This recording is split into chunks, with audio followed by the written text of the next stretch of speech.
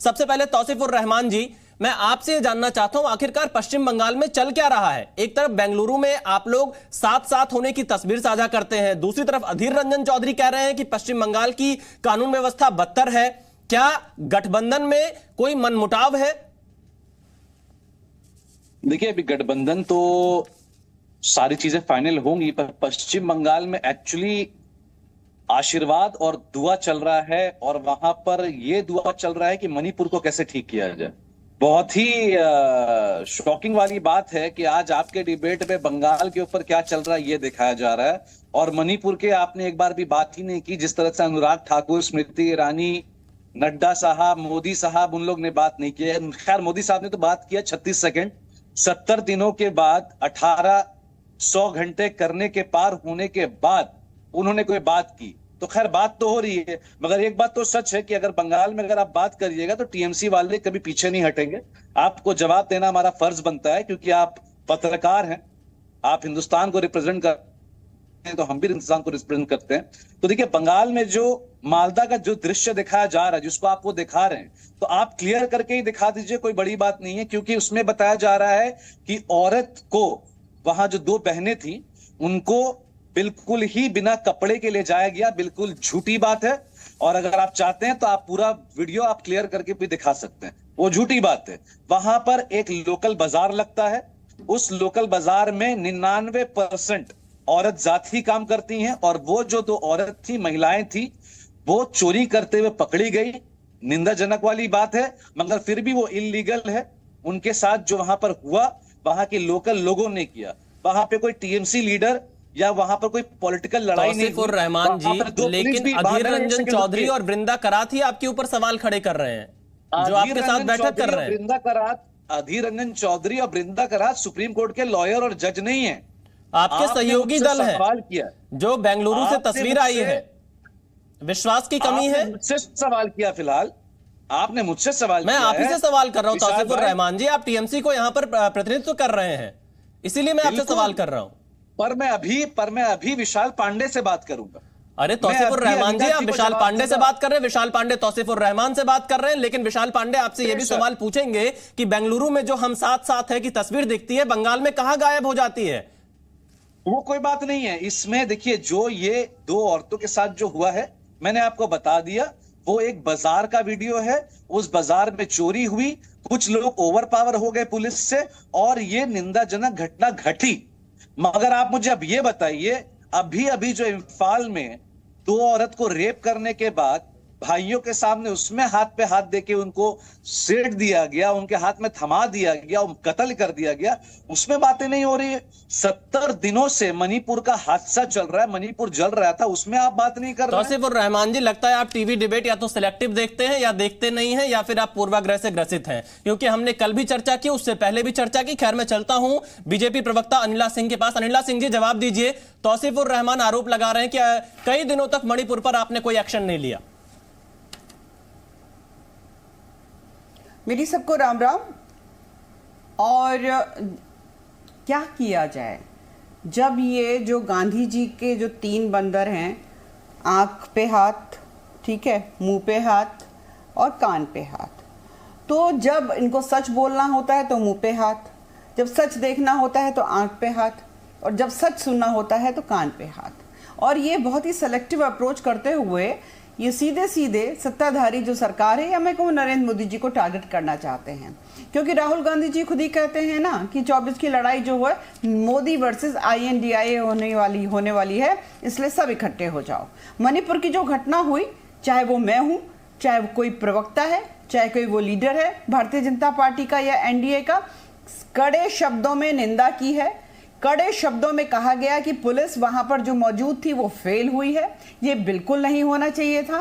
शासनिक head जो वहां पर हैं, मुख्यमंत्री जी हैं, उनको एक्शन लेना है, वो पूरा एक्शन ले भी रहे हैं उन पुलिस वालों के खिलाफ।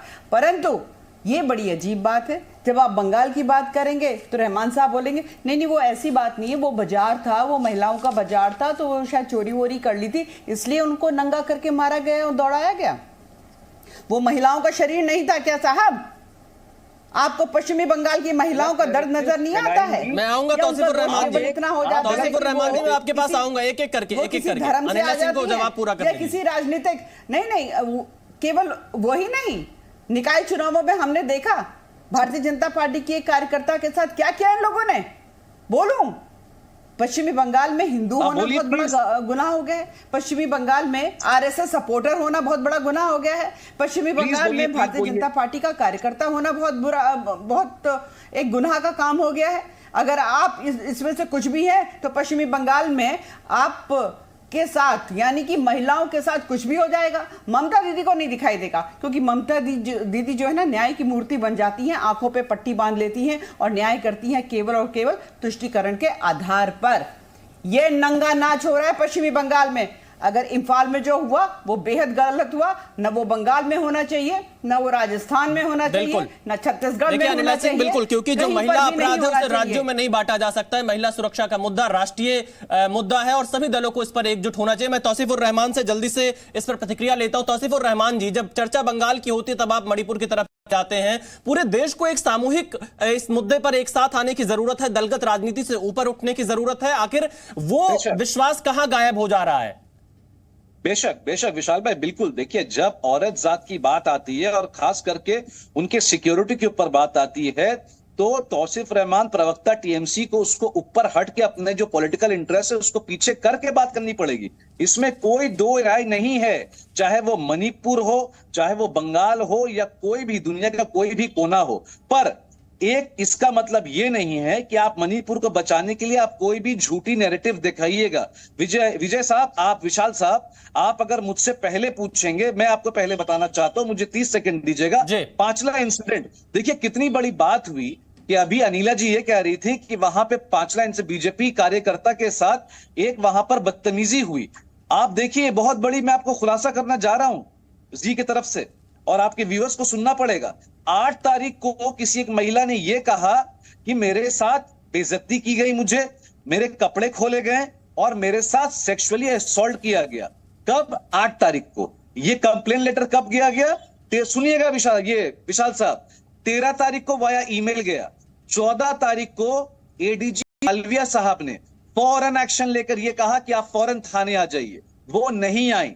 14 तारीख को उनसे यह कहा गया, ठीक है, अगर आप नहीं आना चाहती हैं, प्रशासन और पुलिस आपके साथ आएगा, आपको लेकर कोर्ट ले जाएगा और 164 रजिस्टर करेगा, आप बिल्कुल निश्चिंत रहिए। वो फिर भी नहीं आई वो, उनका कोई रिस्पॉन्ड नहीं आया। वो कौन थी? उसके बाद फैक्ट कमेटी फाइंडिंग आई, फैक्ट फाइंडिंग कमेटी जो बंगाल आई थी काम करने के लिए। इन्होंने सब कुछ ढूंढा, बट उस बिचारी का जो रोना था वो नहीं ढूंढ पाए ये लोग। उसी 8 तारीख को, मैं पहले थोड़ा जा रहा हूं, उसी 8 तारीख को पांचला पुलिस स्टेशन में शुभेंदु अधिकारी गए थे, मगर शुभेंदु अधिकारी ने इस बिचारी का कोई कंप्लेन लेटर नहीं करवाया वहां पे। 19 तारीख को फाइनल एक ईमेल गया है कि हाँ मेरे साथ ऐसे ऐसे वापस हुआ। भाई, पुलिस ने कहा कि अगर आपके पास कोई मेडिकल डॉक्यूमेंट है कि 11 से 8 तारीख के बीच में आपके पास कुछ भी, अगर एक खराश भी अगर आई है, आपके साथ किसी ने भी बदतमीजी किया है, तो सीएम ने खुद कहा है कि भाई आप सामने आइए, हम आपकी मदद करेंगे। विशाल भाई, आपके पास बंगाल में आपको 18 एमपी का आशीर्वाद मिला, 42 सीट से बीजेपी को 18 एमपी का आशीर्वाद है, तो क्या वो 18 एमपी उस महिला की जरा सा भी मदद नहीं कर पाए? तौसीफुर रहमान जी, मैं अनिला सिंह से जवाब लेता हूं, लेकिन पंचायत चुनाव के बाद से हिंसा लगातार दिख रही है पश्चिम बंगाल में। हमने हिंसा के ऊपर विशाल साहब सुबह से लेकर शाम तक और रात तक डिबेट किया है। हिंसा होने के बाद आप कार्रवाई करिए, एक अच्छी बात है कि आप एक्शन ले रहे हैं, लेकिन हिंसा हो क्यों रही है? अमित मालविया ने, तौसीफुर रहमान जी, हिंसा हो क्यों रही है, ये बड़ा सवाल है। जो लोग उस हिंसा से पीड़ित हो रहे हैं, उनके साथ जो बीतती है, उनके दर्द को महसूस करिए। जी न्यूज़।